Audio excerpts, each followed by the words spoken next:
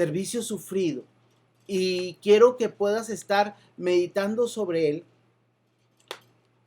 y puedas estar acompañándonos a través de este tiempo. Así que vamos hacia adelante en estos momentos. Servicio sufrido. Mira, cuando hablamos de sufrimiento, yo no sé a ti, pero nos causa conflicto. A mí me causa conflicto la palabra sufrimiento porque no va acorde a los estándares de este tiempo, no va acorde al mundo posmoderno o postmoderno que estamos viviendo. Ya no sabemos en qué situación estamos viviendo, pero estamos viviendo en una situación donde el sufrimiento es algo que necesitamos erradicar o pretendemos erradicar de nuestras realidades. ¿Por qué? Porque el sufrimiento no va acorde a lo que el mundo está diciendo. Aunque hay miles y millones de personas sufriendo, negar el sufrimiento es algo natural en nuestra humanidad. Porque el sistema que nos rodea habla en contra del sufrimiento. ¿Por qué? Porque lo quiere negar. Nos queremos enceguecer ante el sufrimiento y no vemos la finalidad de este y ignoramos la importancia que tenemos por medio del sufrimiento.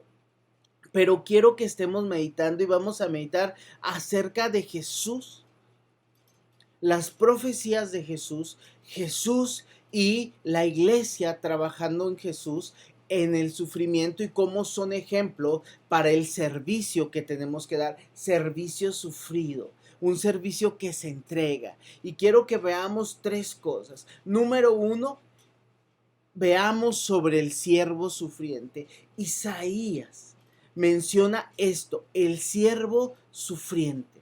Y es muy extenso el tema sobre el siervo sufriente y se menciona mucho en Isaías 53 específicamente el sufrimiento que él tiene. Pero quiero que podamos estar meditando un poquito antes en el versículo 49, pero primero vamos, ¿cuál es el ejemplo del siervo sufriente? Primero, sufriente en la tribulación, en la frustración. Fíjate, es interesante lo que nos dice este pasaje cuando vemos sufriente en la frustración. Isaías 49:4 nos dice, en vano he trabajado, he gastado mis fuerzas sin provecho alguno. En vano he trabajado, he gastado mis fuerzas sin provecho alguno. Ve el pasaje, medítalo. Esta profecía acerca de Jesús nos está hablando de este esfuerzo que él tenía, de esta realidad que él iba a vivir o estaba viviendo. Hay un trabajo, hay una obra que se está haciendo. Y habla sobre su sufrimiento. Y lo dice claro la palabra, en vano he trabajado y he gastado mis fuerzas sin provecho alguno. ¿Qué nos está diciendo esto? En el momento en el que Jesús estaba haciendo su obra, en el momento que iba a realizar, porque esto es una profecía, pero si tú lees los evangelios, no hay una obra clara. No de parte de Jesús, pero no hay una obra clara en cuanto a la respuesta de las personas. Jesús alimentaba 5,000 y la gente se maravillaba, pero de pronto esa multitud ya no estaba. La gente, cuando Jesús deja estos milagros, baja la intensidad de la alimentación, de sanidad, de tantas cosas que pasaron. La gente se fue alejando poco a poco. De hecho, confronta a los discípulos y le dice, ¿se quieren ir ustedes también? Los discípulos dicen, nosotros seguiremos contigo, porque tú nos has dado palabras de vida eterna. Los discípulos iban entendiendo. Y viene el punto grande de Jesús cuando entra a Jerusalén y se ve mantos y palmas que abrían camino. ¡Hosana a aquel que viene de parte del Señor! Día siguiente estaba solo. Esa misma semana estaba solo. Aún orando en el Getsemaní estaba solo. Sus discípulos estaban durmiendo. La obra de 3 años parecía infructuosa. La obra de 3 años parecía infructuosa. Su muerte en la cruz parecía infructuosa. La más grande derrota estaba presente en la cruz. Y Jesús decía estas palabras proféticas escritas por Isaías: en vano he trabajado y he gastado mis fuerzas sin provecho. Y tú miras, pastor, ¿pero qué está diciendo? Sabemos la obra de Jesús. Yo sé que tú y yo lo sabemos. Pero los discípulos, después de la cruz, cuando Jesús es llevado al sepulcro, estaban escondidos, temerosos, angustiados, sin saber qué iba a pasar. Tenían dudas, probablemente estaban recordando las palabras de Jesús, pero no fueron a la tumba, pero no buscaron su cuerpo.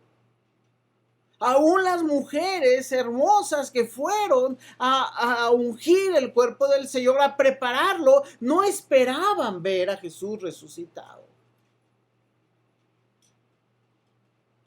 Yo sé que tú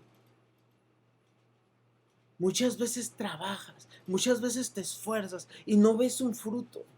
No vemos el resultado a la obra desgastante que tenemos. No vemos. Y eso nos llena de frustración. Disciplinas a tus hijos, corriges a tus hijos y no ves un cambio y te comienzas a preguntar, ¿estaré haciendo lo correcto? ¿Será bueno que lo haga? ¿Tendré que buscar otra estrategia? Déjame decirte, la palabra dice claramente, no se cansen de hacer el bien porque a su debido tiempo, ¿qué? Tendremos la recompensa. Pero nosotros tenemos que aprender a lidiar con la frustración que nos hace sufrir. El siervo sufriente, Cristo Jesús, sabía y sabe lo que es esperar.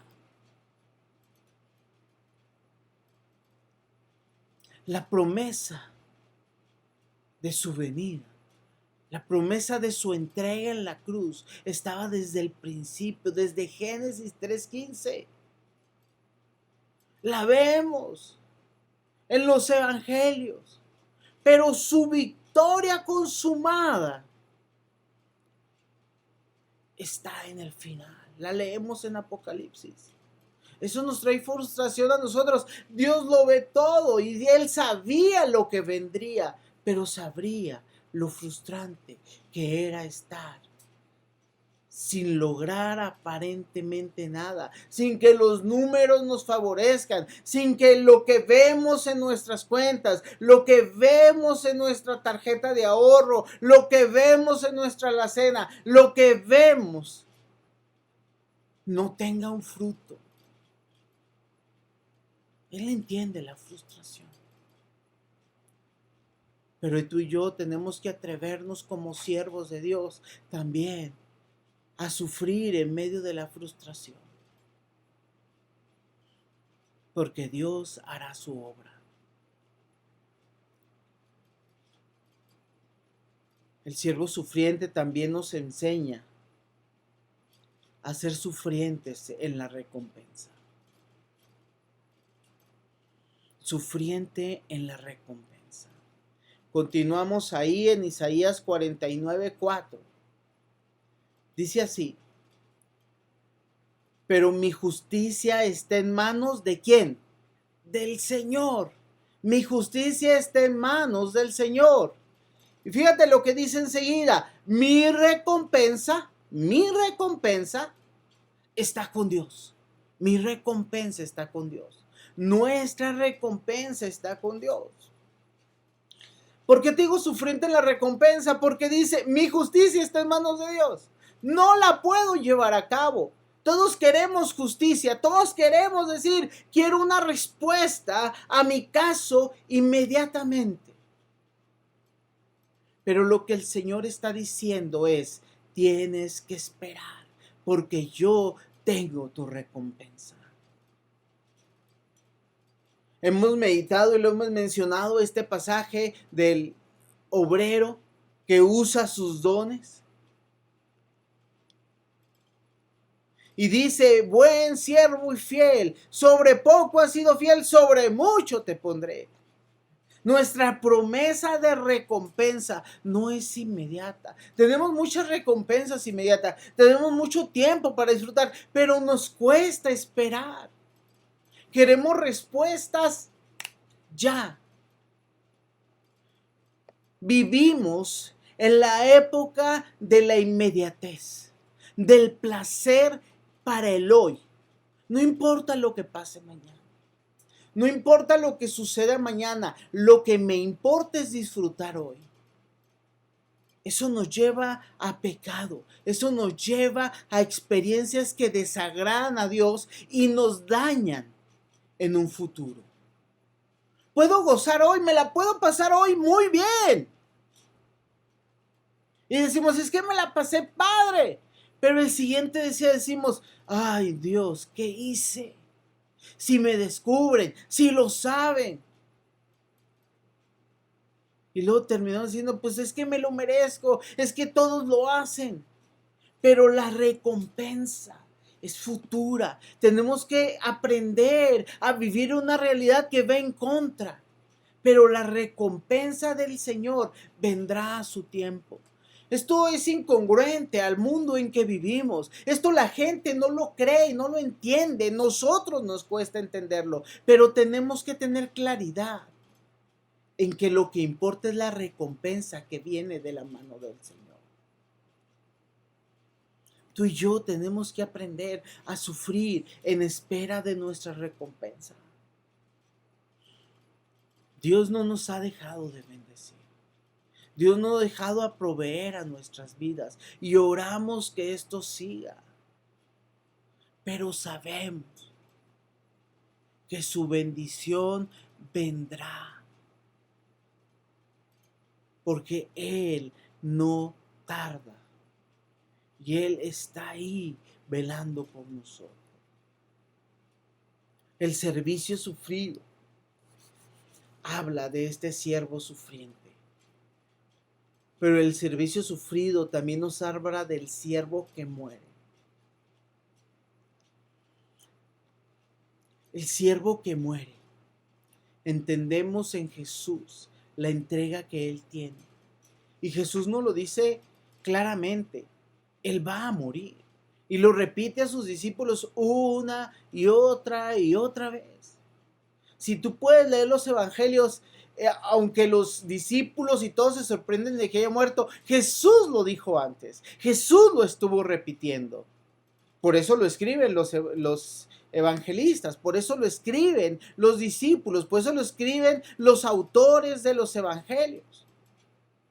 Porque ellos recordaron y descubrieron que Jesús ya lo había dicho.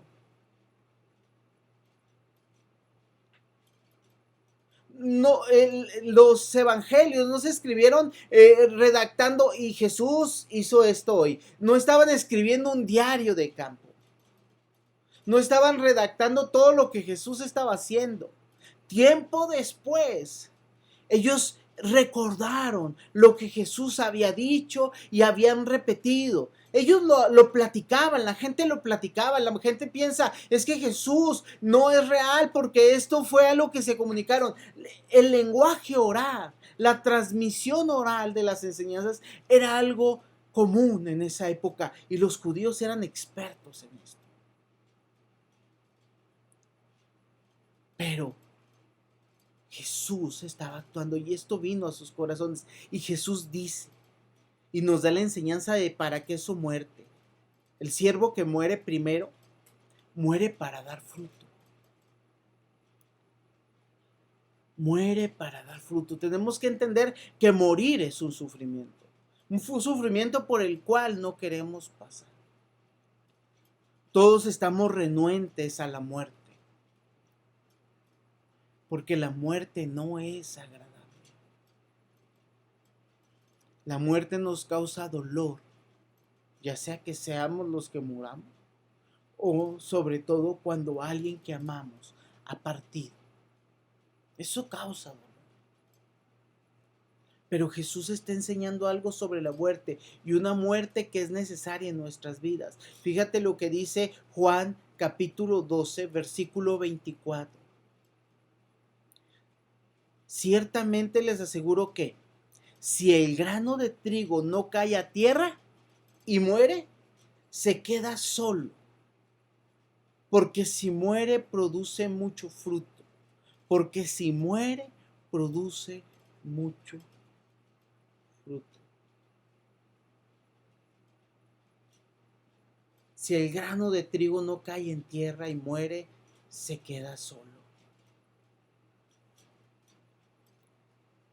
La palabra nos habla sobre este aspecto de la muerte.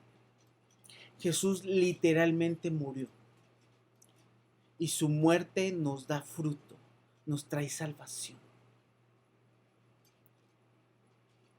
Cuando nosotros atrevemos a morir a través del sufrimiento, sabemos que lo que surge es algo maravilloso que viene de parte del Señor. La Biblia habla una y otra vez desde Jesús y lo vemos en Pablo. Necesitamos morir. Aquel que no carga su cruz no puede ser mi discípulo. Lo decía Jesús antes de que los discípulos supieran que iba a ser crucificado.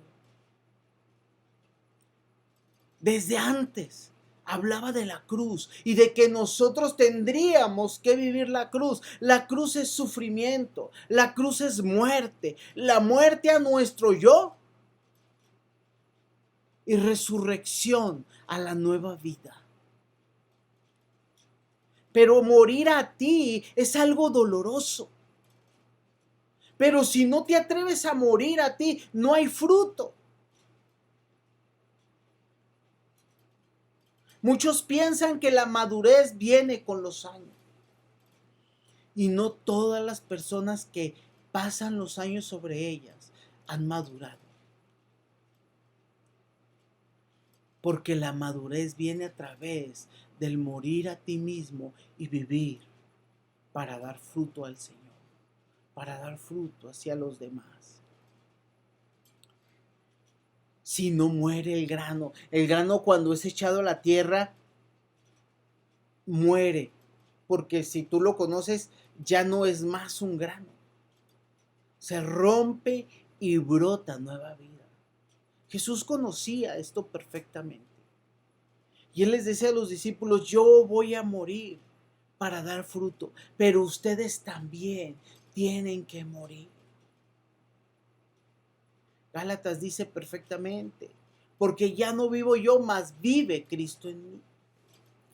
Tú y yo tenemos que aprender a dejar de vivir en las luchas que tenemos y comenzar a vivir en el Espíritu que da fruto en nuestra vida.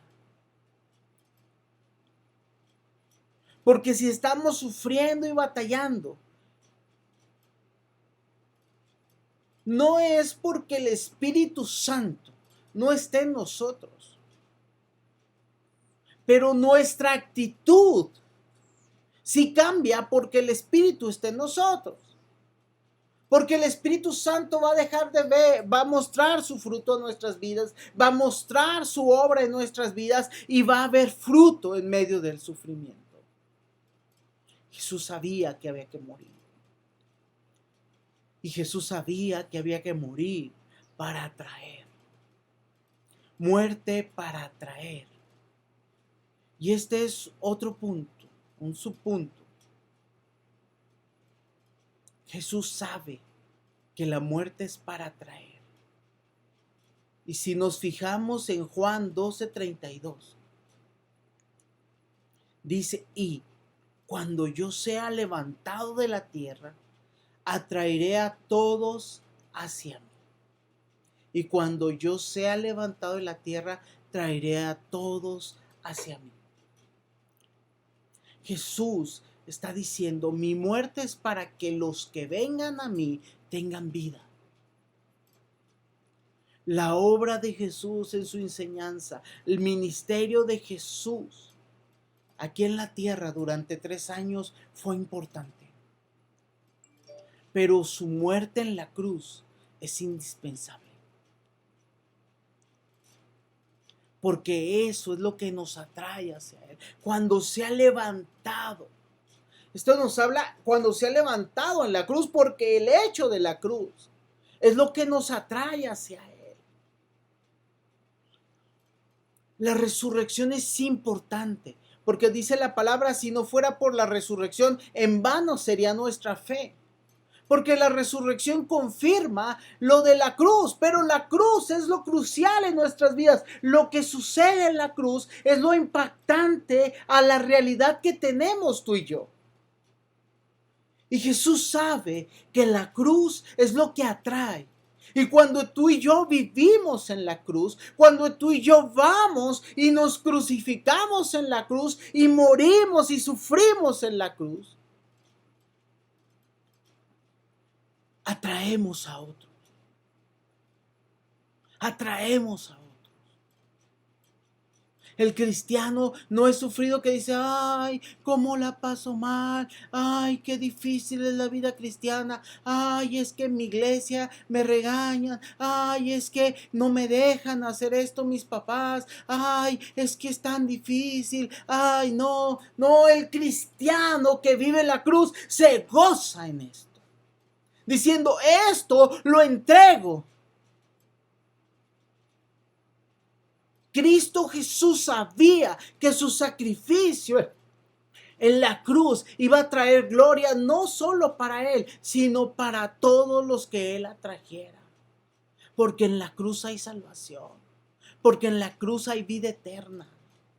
Y tú y yo debemos atrevernos a morir, a sufrir la muerte de nuestro yo, de nuestra vieja naturaleza, que ya fue pagada por Cristo Jesús. Y nos revistamos del nuevo hombre, viviendo para atraer a otros. El siervo que sufre, el servicio sufrido, se caracteriza por un siervo que vive en las tribulaciones. El siervo en las tribulaciones. Pablo nos da enseñanza de esto, porque la vida cristiana que tenemos por vivir, tenemos que verla en dos partes. Una vida que en las tribulaciones glorifican. Tribulaciones que glorifican. Tú puedes decir, ¿por qué tengo problemas? ¿Para qué tengo problemas? Es que Dios me envía los problemas. Déjame decirte, los problemas son parte del mundo y del sistema que nos rodea. Estamos en un mundo caído. Tenemos la esperanza de vivir en la realidad en Cristo Jesús, en un cielo nuevo y tierra nueva, cuando Él venga por nosotros. Pero mientras tanto, las tribulaciones que estamos pasando nos agobian. Tú lo estás viviendo, lo estamos viviendo, lo viviremos. Lo que está pasando ahorita, lo que estamos viviendo en estos días, trae tribulación, son tribulaciones. ¿Quién lo generó? Es que lo crearon estos, aquellos, y es una trampa de las empresas farmacéuticas, de los gobiernos de Estados Unidos contra China y Rusia, y una revolución. Es un engaño del gobierno. Déjame decirte, no sé, pero sé que esto es parte de un mundo caído, donde la enfermedad, los problemas económicos, la realidad de estar con tus hijos, y no porque te frustren, sino porque es difícil. ¿Quién me los cuida mientras yo salgo a trabajar? El sistema escolarizado nos ha ayudado a salir a trabajar porque alguien vela por ellos y les enseña mientras nosotros salimos. Yo entiendo esta necesidad y entiendo estas tribulaciones que estamos pasando: enfermedad, muerte, economía, sistema educativo. el clima. No sé qué tribulaciones estás viviendo, pero sé que estás en medio de esto. Pero déjame decirte, cuando pasamos por problemas, tenemos que atrevernos a pasarnos por otro tipo de problemas, por tribulaciones que van a otro nivel. Y tú me dirás, y yo te doy la razón, pastor, si ya no sé qué hacer con mis problemas, ¿usted quiere que me eche otros gratis? Y básicamente te digo, sí, échate problemas gratis. Te voy a decir de cuál. Pablo nos lo dice en Efesios 3, versículo 1 y versículo 13. Por esta causa, yo, Pablo, prisionero de Cristo Jesús, por vosotros los gentiles. Prisionero de Cristo Jesús, por vosotros los gentiles. Pido que no desmayéis a causa de mis tribulaciones por vosotros, las cuales son vuestra gloria. Jesús tiene y nos está mostrando que las tribulaciones que está viviendo, los problemas en los que se está metiendo, no son por el problema económico, político, de salud, familiar, etcétera, etcétera. Él nos describe que sus tribulaciones son por ellos, por los hermanos, por aquellos que habrían de creer. Las tribulaciones de Pablo siempre tenían que ver con dos causas. Y lo menciona este pasaje. Prisionero de Cristo Jesús. ¿Quién lo tenía preso? Si tú lees Hechos, puedes entender que quien lo tenía preso eran los romanos. Estaba en una casa en un tiempo, probablemente en un arresto domiciliario en Roma, en otros puntos encarcelado. No sabemos exactamente la situación de la cárcel y del lugar donde está viviendo, pero él vivió diferentes situaciones muy apremiantes que requerían acción, pero también que le llevaron sufrimiento. Y él decía, yo no soy preso de esta realidad. Yo soy preso de Cristo Jesús. Si estoy pasando esto es porque Cristo Jesús haga su obra. Y la otra parte es en favor de ¿quién? De los gentiles. ¿Quiénes son los gentiles? Hablando esto, claramente es los que no son judíos, o sea, nosotros. En aquel tiempo, la gente en Éfeso. Aquellos que no eran judíos, que habían llegado al Evangelio, aquellos que iban a llegar al Evangelio. Tú y yo tenemos que tener claridad en esto. Tenemos que atrever a dejar un poco de lado nuestros sufrimientos propios en manos del Señor.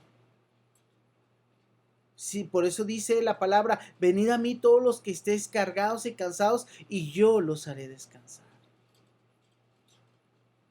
Por eso lo dice. Tú trae tus cargas, pero dice, llevad mi yugo. Cuando llevamos el yugo de Jesús, sufrimos, ya no por nuestros problemas, porque Él se encarga de nuestros problemas, porque en Él descargamos nuestras angustias diarias y comenzamos a vivir para la obra de Cristo Jesús. Ya no es lo que otros tienen que hacer por ti y por la iglesia, sino lo que tú harás por Cristo y por su iglesia.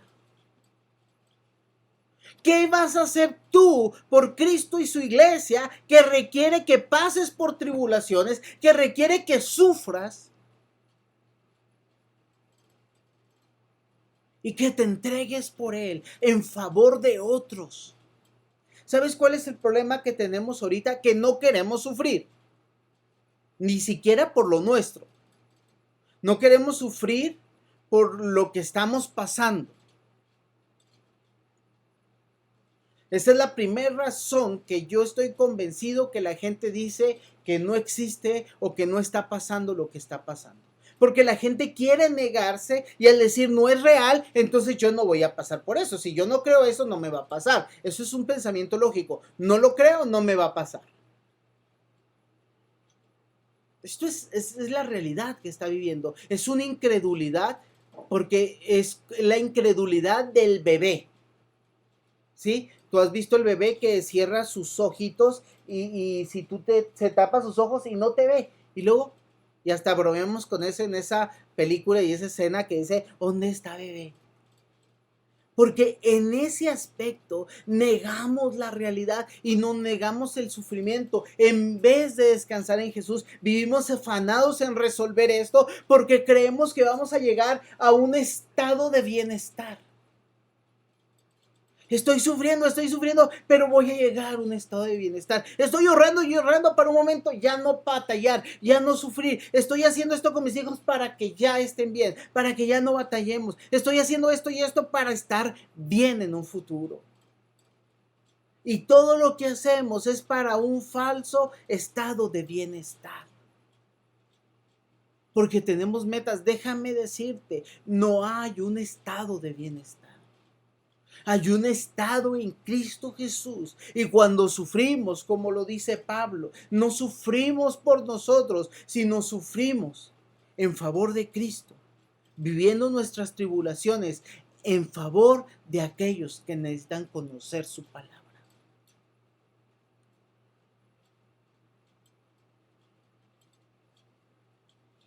Algo que he aprendido en los últimos días, estaba yo en una plática con hermanos latinoamericanos y hablaban sobre el sufrimiento, si salir o no salir de sus casas, si en abrir iglesias o no abrirlas. Propiamente decir, la iglesia nunca ha estado cerrada porque nosotros somos la iglesia. Pero ¿qué hacer? Yo sé que tú tienes que salir al trabajo, tendrás que ir y venir, cuídate en ese proceso.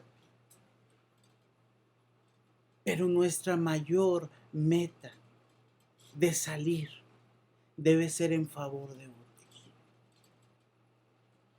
Es ver por las necesidades de otros. Tú vela por los que están a tu alrededor. Muchas veces tendremos que guardar y cuidar, pero Dios y el Espíritu Santo te va a mostrar, necesito que hagas esto. No te arriesgues por sí, porque en sí. No te arriesgues solamente por tu necesidad y tu prontitud económica, porque eso lo tendremos que hacer, eso pasará. Pero es un punto en que necesitamos arriesgarnos a las tribulaciones para dar gloria a Dios a través del servicio. Por eso dice Pablo, los cuales son nuestra gloria. ¿Cuál es nuestra gloria? Lo que sufro a causa de la obra de Cristo y lo que sufro a causa de mis hermanos y de aquellos que estarán creer. Atrévete a darte por otros. El siervo en las tribulaciones traen gozo. Tribulaciones que traen gozo. Colosenses 1:29 dice, ahora me gozo en lo que padezco por vosotros y cumplo en mi carne lo que falta de las aflicciones de Cristo por su cuerpo, que es la iglesia. Ahora me gozo. Y viene en este mismo pensamiento, por Cristo, por lo que Él no alcanzó a sufrir, sufro yo, pero que por el cuerpo de Cristo. Me gozo por lo que batallo por la iglesia.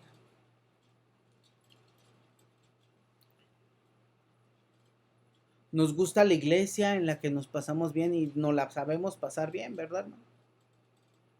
Me gozo por estas reuniones que tenemos como hermanos y que extrañamos, porque es parte de ser iglesia, porque nos gusta pasárnosla bien como iglesia.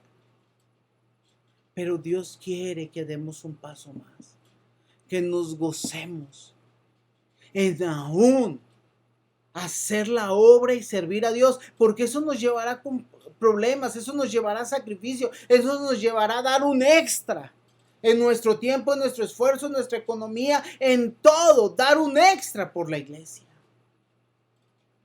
En tiempos de pandemia tenemos que atrever a hacer la obra de Cristo hacia otros a través de lo que puedas.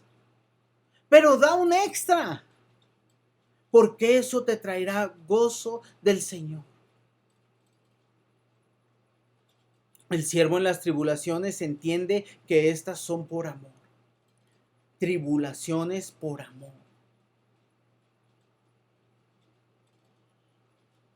Segunda de Timoteo 2, 8 al 10 dice, conforme a mi evangelio,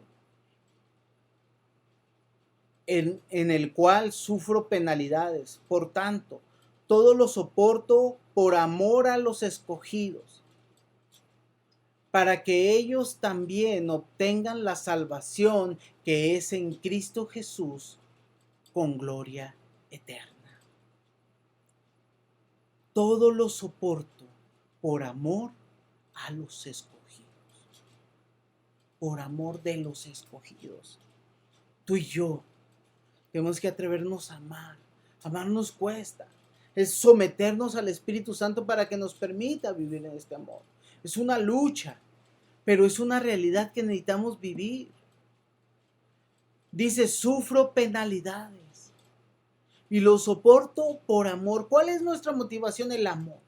¿Por qué nos servimos los unos? Por amor.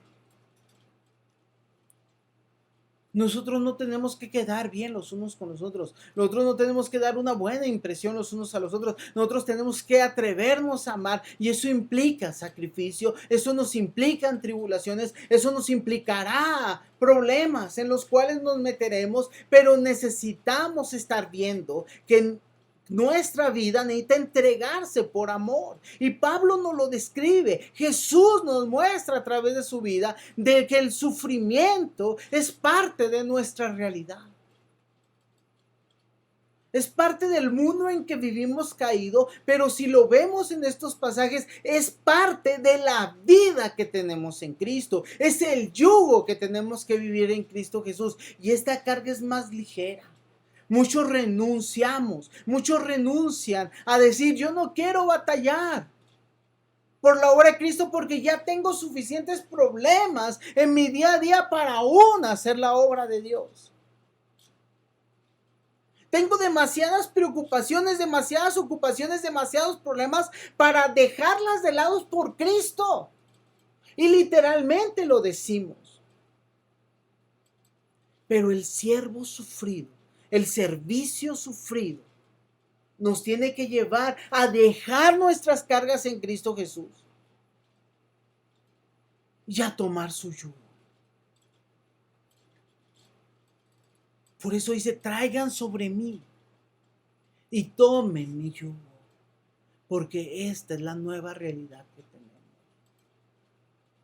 Tú y yo, como siervos, juntos con Dios, tomando el arado y no volviendo atrás. Déjame oro por ti. Padre, alabado seas. Gracias, Señor, por tu palabra. Gracias, Señor, por tu esperanza. Gracias, Señor, porque en ti podemos confiar aún en el sufrimiento. Porque sabemos que vale la pena entregarnos en un sufrimiento que no es simple y sencillamente sufrir por sufrir, sino saber que nuestra entrega es por ti, por nuestra iglesia, que es tu iglesia, y por aquellos que vendrán a conocer, porque el sufrimiento vale la pena en ti. Y como siervos tenemos que aprender y permítenos, Señor, tomar tu yugo, porque tu carga es ligera. Porque tú eres el que haces la obra, tú eres el que nos capacitarás, nos darás dones, habilidades para hacer lo que nos llamaste a hacer, siervos tuyos. Gracias, Padre, gracias, Espíritu Santo, que intercedes por nosotros, en el nombre de Cristo Jesús. Amén y amén. Dios te bendiga. Recuerda, un poco de distancia no nos separa.